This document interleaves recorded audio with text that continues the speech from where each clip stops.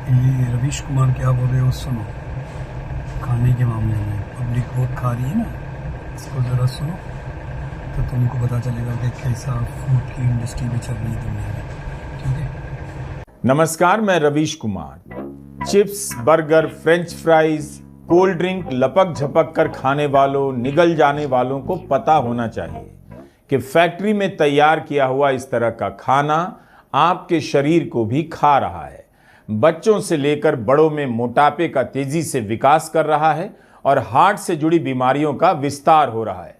Diabetes type 2 और BP के प्रसार की क्या ही बात करें, किडनी की बीमारी भी इसके कारण बढ़ती जा रही है और अवसाद भी।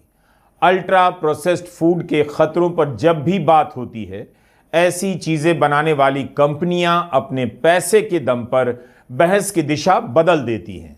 अरबों रुपए ऐसे रिसर्च संस्थानों को फंड किए जाते हैं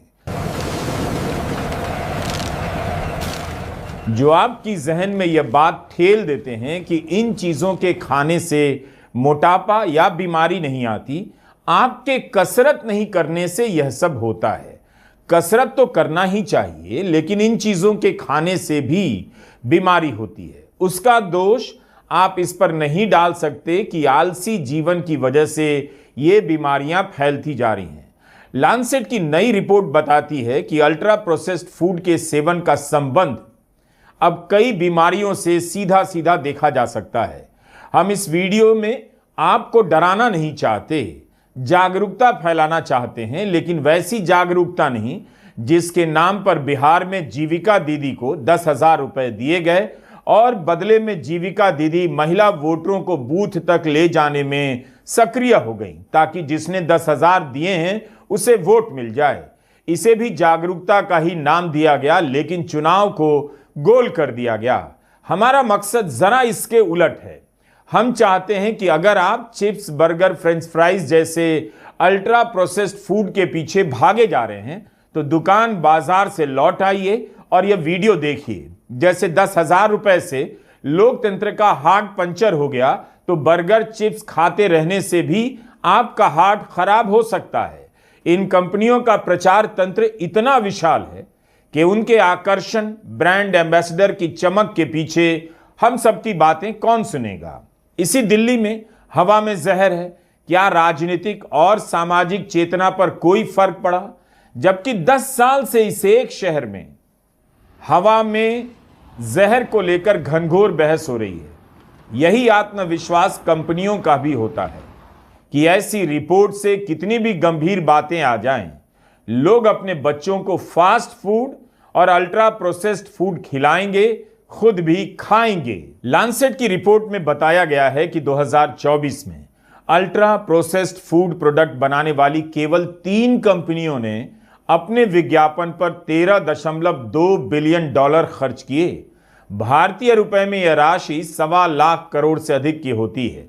विश्व स्वास्थ्य संगठन के ऑपरेटिंग बजट से 4 गुना ज्यादा पैसा 3 कंपनियां केवल अल्ट्रा प्रोसेस्ड फूड प्रोडक्ट के विज्ञापन पर खर्च करती हैं।